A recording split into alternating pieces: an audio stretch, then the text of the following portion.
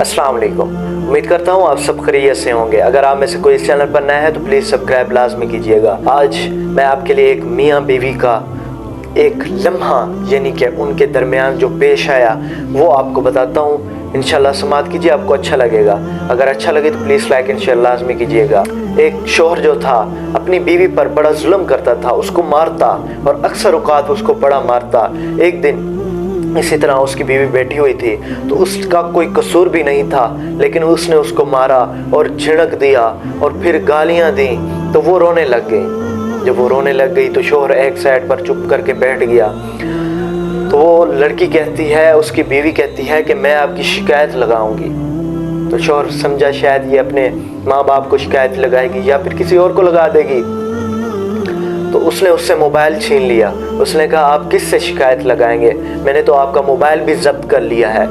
इसी तरह उसने कहा आप जा भी नहीं सकती, मैंने घर भी बंद कर दिया है, तो मेरी किस से शिकायत लगाएंगे। तो वो लड़की, उसकी बीवी जो थी वो उठी और हमाम के अंदर चली गई। वो जब हमाम के अंदर गई तो वो शख्स समझा शायद ये हमाम से दूसरी तरफ निकल जाए, तो वो दूसरी साइड पे दरवाजे पे खड़ा हो गया। लेकिन उसने कहाँ जाना था। उसने फिर उस जो औरत थी उसने अंदर जाके वज़ू किया। वज़ू करने के बाद जब बाहर आई तो उसके चेहरे पर मुस्कुराहट थी। जब उसके खामन ने देखा तो वो हैरत ज़दा रह गया और उसने नमाज के लिए तैयारी की और मुसल्ला बिछाने की कोशिश की। और फिर उसको कहा कि मैं उससे आपकी शिकायत लगाऊंगी जिस पे ना तो बंदा मोबाइल से रब्ता करता है, ना कोई बाहर जाने की ज़रूरत है, दिल में ही इरादा कर ले तो उसके पास हमारा पैगाम पहुंच जाता है, तो मैं आपकी उससे शिकायत लगाऊंगी। तो इसी तरह जब उसने मुसल्ला बिछाया और नमाज 2 नफल अदा की और फिर हाथ जब उठाए तो शौहर कांप गया। उसने उसके हाथ पकड़ लिए, उससे माफ़ी मांग ली और कहा कि मुझसे गलती हो गई है, आइंदा मैं ये नहीं करूँगा, खुदारा मुझे माफ़ कर दीजिए।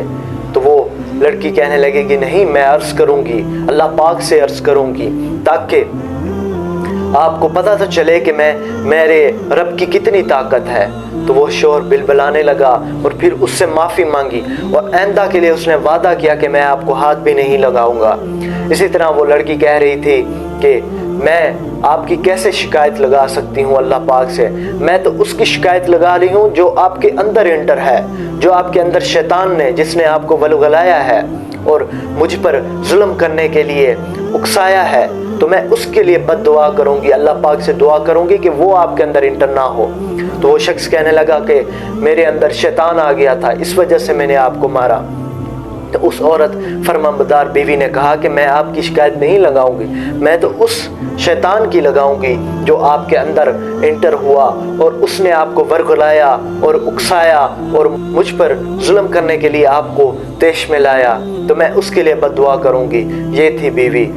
जो औरत अपने खामद से मुखलिस होकर उसके साथ चलेगी तो क़यामत में ज़रूर इंशाल्लाह कामयाब होगी। और आजकल हम देखें तो अगर शौहर कोई बात कह दे तो फिर उसकी खैर नहीं होती। उसकी बीवी या तो अपने भाइयों को बुला लेती है और भाइयों को बुलाने के से पहले वो खुद ही काफ़ी होती है, उस पर हावी हो जाती है। आजकल मर्दों को दब के रहना पड़ता है।